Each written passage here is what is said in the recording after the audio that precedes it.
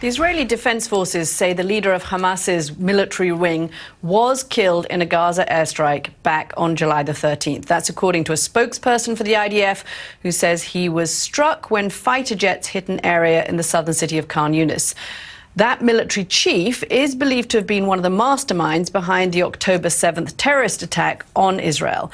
Meanwhile, Iran's supreme leader has issued an order for the country to strike Israel directly in response to a strike in Tehran that killed a leader of Hamas. That's according to the New York Times, who spoke to 3 Iranian officials briefed on the order, which was reportedly given yesterday morning. Iran and Hamas have accused Israel of launching the lethal strike into the Iranian capital, while Israel has neither confirmed nor denied that it carried it out. The official who spoke to the Times said Iran's commanders are considering another combination attack of drones and missiles on military targets in the vicinity of Tel Aviv and Haifa, but would make a point of avoiding strikes on civilian targets. Yesterday, the Iranian mission to the UN posted on social media that the retaliation will be special operations and intended to instill deep regret in the perpetrator. Joining us now, President Emeritus of the Council on Foreign Relations, Richard Haass. He's the author of the weekly newsletter Home and Away, available on Substack, and former Supreme Allied Commander of NATO, retired 4-star Navy Admiral James Stavridis. He is Chief International Analyst for NBC News. James, let me start with you. The signals from Tehran seem to be that they have to retaliate in some way, but I'm reading them as saying they don't want to escalate this further than necessary. Is that too optimistic a reading of what Tehran might be thinking at the moment? Well, it's a hopeful rating, but I think it's largely accurate. I'd say 80% chance they want to keep this thing contained. I think there's always, in a situation like this, we all know this in history, kind of a 20% chance of some kind of escalation, perhaps a miscalculation. I think the question is, how are they going to respond, Caddy?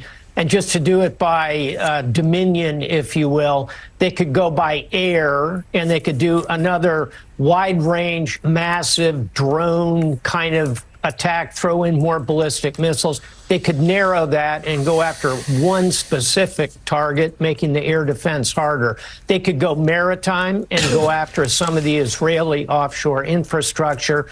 They could go by land, if you will, special operations, try and assassinate one of the Israeli leaders. And then finally, they could use cyber, although I think they're overmatched in cyber. So they've got a lot of options. I think they will want to keep it contained. However, I'll close with this. In the last couple of days, you've seen these 2 assassinations. One, in U.S. terms, it would be like killing a combatant commander up in Lebanon, say the commander of all forces in Central Command, General Kurilla. And, of course, at the inauguration of the Iranian president, they take out essentially the number 2 figure of Hamas. That's like taking out Vice President Harris. And, oh, by the way, they just confirmed the killing of Deif a month or so ago. That's like taking out Lloyd Austin. So the proxies are really getting smashed here. Iran is going to respond. Let's hope your prescription is right, Caddy. So, Richard, let's pick up on the Admiral's point there. I have some reporting today how the U.S. is perceiving this, that, yes, in the wake of the terrible strike in the soccer field that killed children and teenagers, that they felt like the Israeli strike in Beirut was proportional. That's what you do in the wake of such a devastation. We should note Israel has not claimed responsibility for what's happened in Tehran. There's wide-held belief that they were behind it. But that's a very different thing. And the U.S. feels like that's a significant escalation. So my 2-part question to you is, why did Israel do it? And what impact do you think it has on the ongoing ceasefire talks in Gaza and the threat of a wider war? Look, there's a difference, as you point out. It's one thing to go after the military commander in Lebanon. Something very different to go after the lead person for Hamas, who's conducting the negotiations to free the hostages. And this is further evidence, as if you needed it, the priority for Israel, for this Israeli government, is not freeing the hostages. It is decimating Hamas. So that, I think it tells you that. It obviously makes the negotiations that much more long shot. The United States can urge that these negotiations go ahead. We will, and one way or another, work around this. I think also we'll probably push for some kind of a stand down in southern Lebanon. The idea is to get the Israelis to pull back a little bit militarily, not to go in heavily, to get Hezbollah to go north a little bit, to see if you can come up with more a diplomatic arrangement there rather than essentially a new war. The danger is that you've got two possibilities, though, of major war. Obviously, interestingly enough, Jonathan, not in Gaza. Gaza is essentially done militarily. Israel has pretty much run out of attackable targets. One is the north, whether you're going to have a major escalation between Israel and Hezbollah. The other is Israel and Iran. And that's the real danger. And the Adm Stav, as Jim was talking about, can you orchestrate this? We were this close in April to a war between Israel and Iran. Imagine if just one of those Iranian drones had struck a schoolyard in Israel. They shot over 300 missiles and drones. Not one caused a loss of life. If this time they shoot however many weapons at Israel, one of them may cause a loss of life. Israel then will go back hard. So the question is, can we navigate or orchestrate this? I think we were incredibly fortunate in April. I'm not so confident we'd be as fortunate now. And Iran was humiliated. Going after Haniyeh was not simply going after the chief envoy. It was a real humiliation of the new president of Iran and of Iran itself. It showed again they could not protect their own territory. So, Admiral, to Richard's point, I mean, we could be on the precipice of a two-front war for Israel, one against Hezbollah, the other against Iran. Israel's a small nation, comparatively speaking. It's got a small army, a good army, an effective army, but a small army.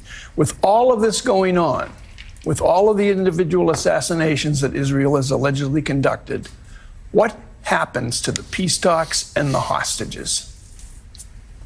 I think that they, as Richard just said, there are at least a possibility of kind of working around this, but not over the next few days, certainly. So they will be in a position of freeze the frame once again, and my heart breaks for them. So let's see what the Iranians do in response to what has occurred here.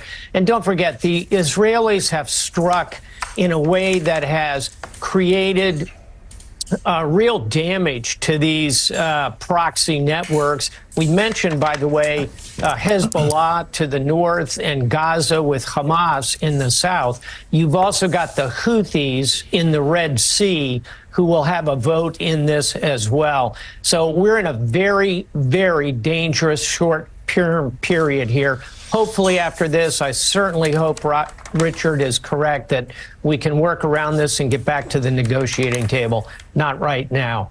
So, Reverend Sharpton, let's take a moment to talk about the domestic political impact here.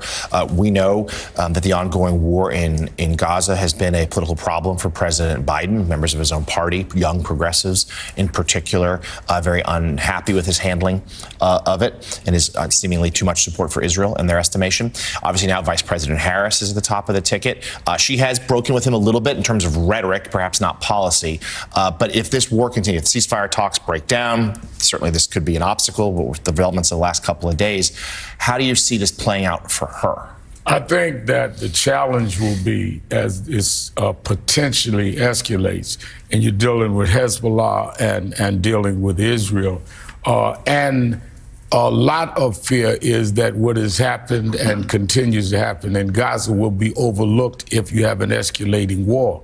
To answer your question, Vice President Harris will then have to deal with a new reality of an escalation where you're dealing with a Hezbollah, where it's not as defined about innocent people being killed or harmed in Gaza, which does not mean that will not continue, but it will not be the spotlight. And you're dealing with Hezbollah against Netanyahu, and I think she's going to have to be able to manage that and at the same time deal with the humanitarian crisis that many of us are concerned about in Gaza that may no longer have the spotlight on it. Yeah, I think it's also a reminder that as we move toward November, we could see foreign events, wars, some humanitarian disasters, which is, of course, continuing to unfold in the Middle East right now, that could really impact this race.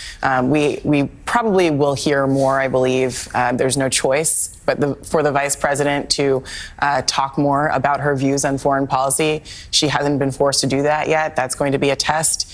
And of course, Donald Trump as well. I think, though, a lot of his discussion has been about, well, there were no wars when I was president. The reality is that his support for these settlements that Netanyahu so strongly backed is probably also going to come up. So we will see, I think, some bleeding over into the race. But I also have to question how much foreign policy is really going to move voters beyond the uncommitted movement in this year's election. I think that's exactly right. It usually, not always, usually doesn't play that big of a role. We shall see. Retired 4-star Navy Admiral James Stavridis. Thank you, Admiral, for joining us this morning.